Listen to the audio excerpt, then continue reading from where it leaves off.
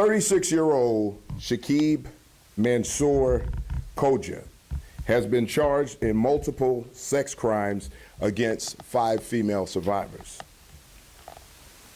His 18 total charges include 3 felony counts of aggravated criminal sexual assault with a weapon, 2 felony counts of aggravated criminal sexual abuse with a weapon, 2 felony counts of aggravated criminal sexual assault with bodily harm, 2 felony counts of aggravated kidnapping while armed, 1 felony count of aggravated criminal sexual abuse with bodily harm, 1 felony count of aggravated kidnapping with an infliction of bodily harm, 1 felony count of unlawful restraint, 1 felony count of attempt aggravated battery with strangulation and a dangerous instrument, 1 felony count of attempt kidnapping while secretly confining the victim, 1 felony attempt of home invasion with bodily harm, 1 felony count of attempt home invasion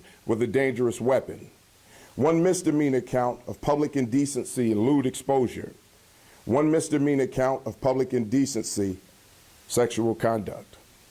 This offender committed these crimes on the city's north side between May of 2022 and February of this year.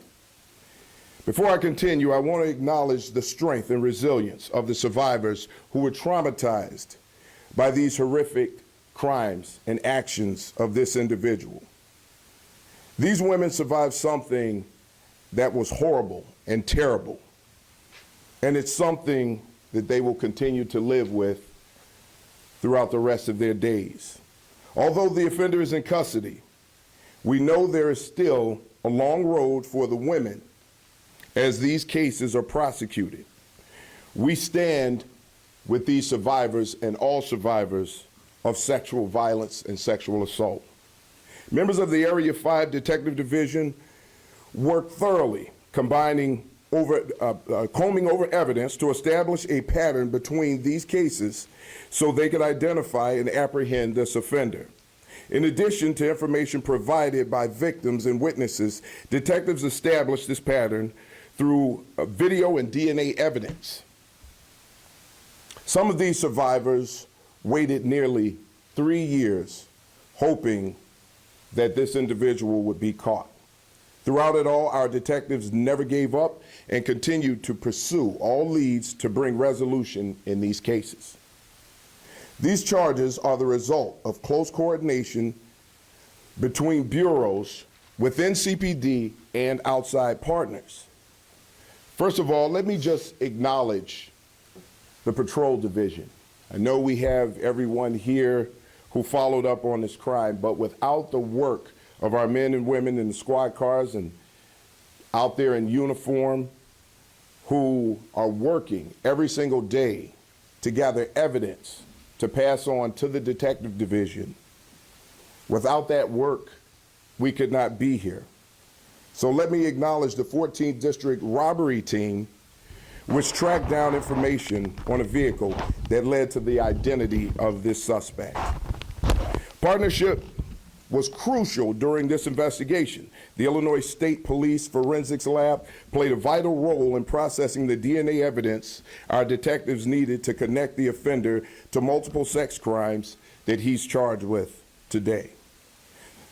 The DNA processing unit in our forensics lab meet regularly with ISP Forensics and State's Attorney's Office to review cases and expand DNA testing options to increase the potential to identify and apprehend offenders.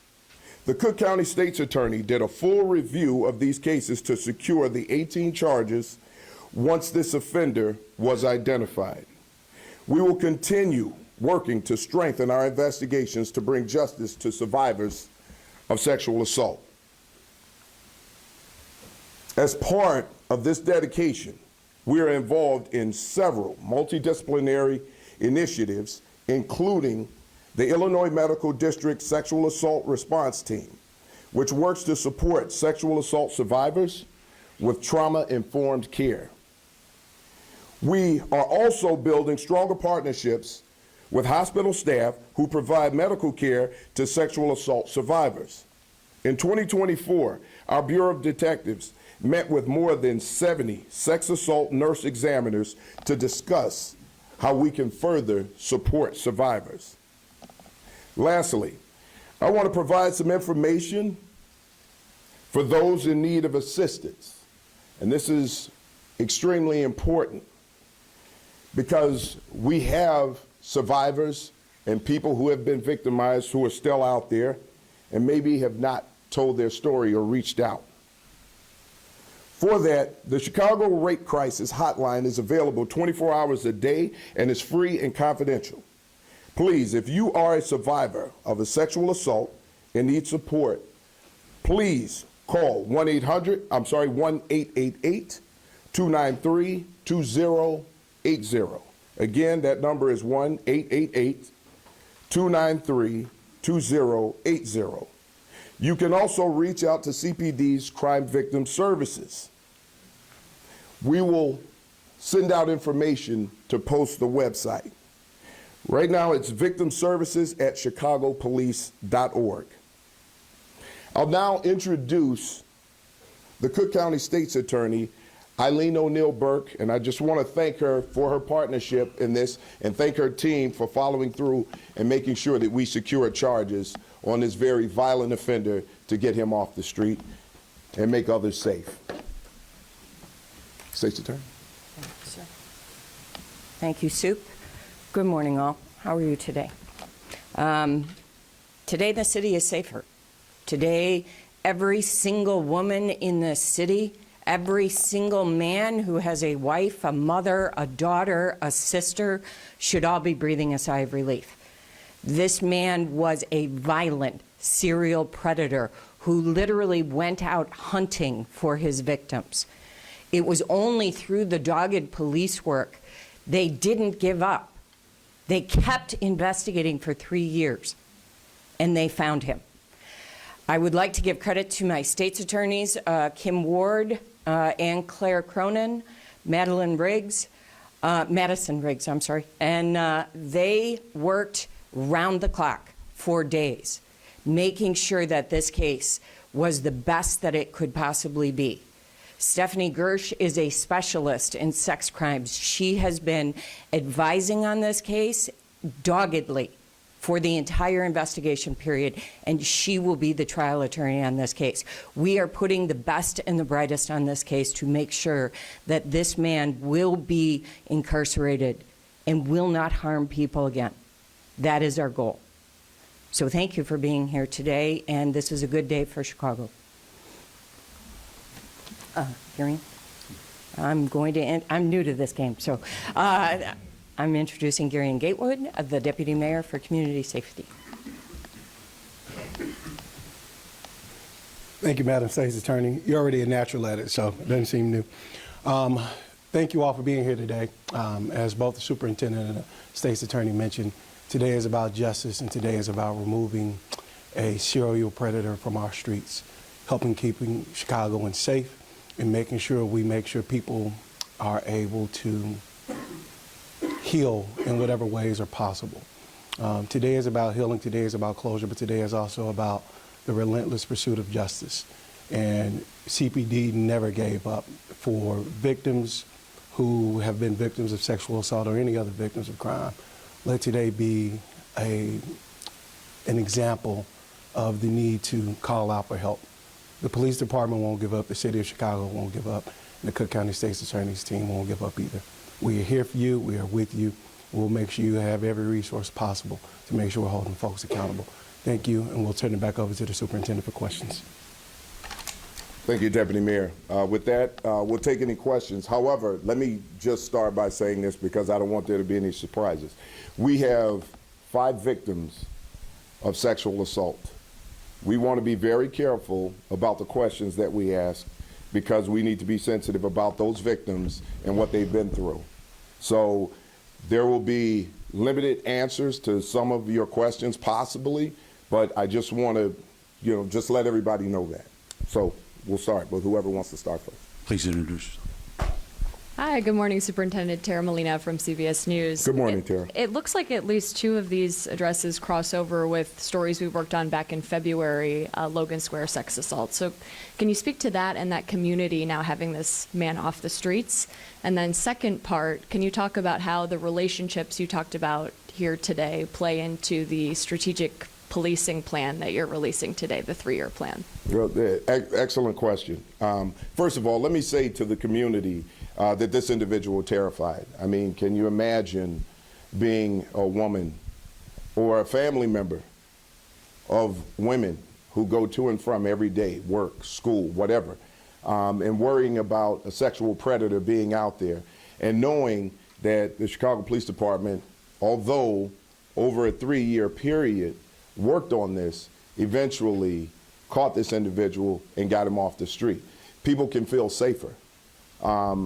But the Chicago Police Department is going to continue to work to make sure that residents are safe. We've heard people's voices. We take these things seriously, regardless of what anyone says or thinks. The men and women who are out there are always working to try to stop something like this because they see the victims, we see the victims. How this works into my strategic plan, it's part of CPD's strategic plan to work collaboratively with everyone across the board, not just our law enforcement partners, our federal partners, our state's attorneys, but with the people in the field, witnesses, having them come forward, developing these relationships so that we can gather more information to solve crimes like this. So this is not just about policing. It's not just about the police. Part of policing is engagement with communities that are willing to work with the police to gather information to take people like this off the street. So this fits, and not only does it fit right into the strategic plan, it's an example of what the strategic plan is all about. Okay, Paulo Alvarado from Univision. One question for you, Chief. Do we know if between 2022 and 2025 this man was in Chicago or somewhere else? And do we know if he's more victims outside, especially because we have like a 5 here? Well, here's what I can tell you. We'll always look to see if there are other victims. Look, we can never assume that we have located every victim that this predator, has targeted. We would like to know that if there are more victims out there, which is why I gave that information at the end to ensure that, they can come forward.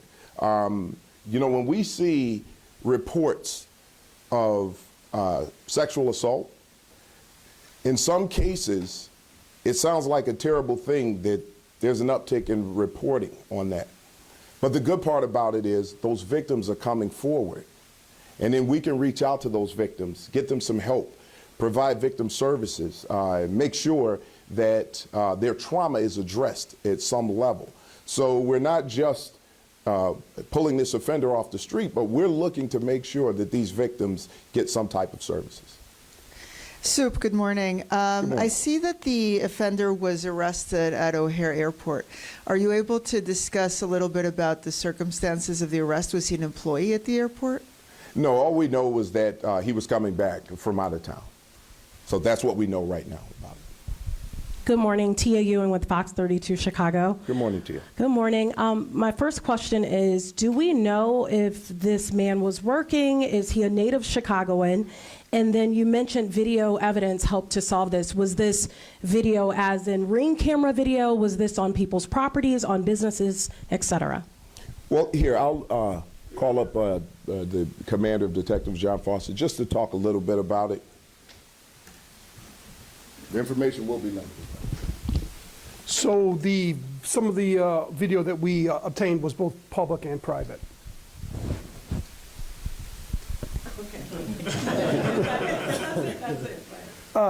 I'm not sure what else would you like? When you say private, so did this essentially mean that you went knocking on doors to get people to then hand over video that they would have had on their public or private property? That's correct. That would be private video, and then there's obviously police cameras that we utilized to capture evidence. I told you it'd be limited. State's Attorney, could you address how this could play a role in the pilot program when we're talking about felony bypass review? This case is a perfect example of why bypass was necessary. So we have a pilot program running right now in the 5th District and the 7th District tracking gun cases, low-level gun cases, the least serious of gun cases. They don't need to come through felony review in order to get felony approval. They're bypassed to review. That doesn't mean no state's attorney reviews it. It means we review it at first appearance court, at preliminary hearing court, and along the system. This is a perfect example. We had 4 state's attorneys out at all given times working on this case round the clock. These are the cases that our state's attorneys need to be working on, talking to witnesses, talking to victims. This is where our resources are best utilized. So employing a bypass program for lower level felonies that the state's attorney's office really doesn't have any impact on the putting the elements of the offense together is a logger jam that needed to be rectified so that we can focus on victims and on witnesses, on cases that need our input on. So thank you for asking that question, Sean, because this is a perfect example of why bypass is necessary and why it's working.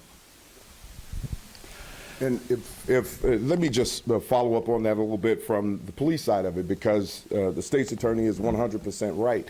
You know, when our officers at the beginning of the tour of duty arrest someone who is in illegal possession of a gun, and it's the most basic case, that in the past that took our officers off the street for 6 to 8 hours, you know, waiting for approval to come back from felony review. So that's a car that's down. So if we get 2, 3 gun arrests at the beginning or close to the beginning of the tour of duty, those are 2 to 3 vehicles that are down for the rest of the tour. These are people who could be back out there quickly answering calls for service and getting to the bottom of crimes like this. We need to protect people, and we need to make sure that our officers have the ability to go out there and protect people. This bypass program has nothing to do with railroading anyone. So when you hear that, it's nonsense. What we're trying to do is be as strategic as we can about getting to the bottom of violent crimes, and that our officers' time is being utilized in the best interest of everyone in this city and the safety of the city. Superintendent Dave Struett, Sun-Times. How are you, Dave? Good, how are you? A gun recovered at a buyback was stolen from a room full of officers in the 6th District and wound up in the hands of a teenager. Who stole the gun, and how did the 16-year-old get it? Right now, what I can tell you is immediately when we got that information, there was a CR number and an investigation launched. That investigation is still underway at this time. So when that investigation has concluded, all of the information will be available. I'm going to yield. Yes, Casey Toner with the Illinois Answers Project. In the case of that, stolen gun, have new personnel been attached to it? I'm sorry, what was that? In the case of that gun that was stolen out of the 6th District, you said it's still under investigation, criminal investigation. Have new personnel been assigned to it? No, the investigation, the case in and of itself is under investigation. So there's nothing that I can tell you beyond that point. When you look at this particular situation, when you look at the number of guns that have been turned in, this is one case that is under investigation at this point. And once we get to the bottom of the investigation, if there's anything nefarious that we find, we'll take action. Superintendent Mac Lederman with Block Club Chicago. Question for either, hi, how are you? Question for either you or your detectives. I understand there was a courtroom sketch released in this case of the suspect. Did that help at all in making the arrest? And if not, what was there a crucial piece of evidence that really cracked open the case in identifying him? John, you want to talk about that one? You're correct. There was a courtroom sketch. It was completed by the Cook County Sheriff's Office Police Department. Every piece of an investigation has a cumulative effect and leads us to the conclusion that we have today. So every piece was helpful, and including the sketch. What's your name? John Foster. Brandon with WBBM News Radio, and I might be a little bit redundant here, but we'll try to get through it. Was the suspect known to any of the survivors? That we won't get into. That goes into the investigation, so we won't get into that right now. Okay, and to kind of follow up on that, was this individual identified back in 2022, and kind of on the same level as the employment issue? Did Khodja have any particular role in the community? Was he, involved with kids or women's programs or anything else like that? That right now we can't tell you that. This investigation continues and it's ongoing. So again, we don't know how far this individual reached, but we're going to continue to reach out. And if there's anything else that we can uncover and solve, we'll do so. Final question. Christian Farr, BC5. I don't know if you could speak to this, it might be part of the investigation. That 3-year break, can you speak to that? And also, what's next with this case? I know he's in custody. What are the next steps? Christian, when you say 3-year break, what do you mean? 2022 to 2025, it says, in terms of the assaults. I was just wondering, is there a reason why that during your investigation that you found that he wasn't accused of any assaults in those 3 years? Well, we don't necessarily know if he offended during that time. And it's possible that he did, and it's possible that those victims have not come forward. We don't know that right now. But what we do know is where he offended, these detectives have been working just ridiculously hard to bring justice to these victims, and collecting the evidence, making the case, working along with all of the forensics labs, the state's attorney's office. We were able to get this predator off the street. And trust me, this is a predator. And we want to make sure that anytime we come into contact with people like that, we want to get them off the street. He's in custody. So everything now at this point goes to trial. Okay. Thank you, everybody.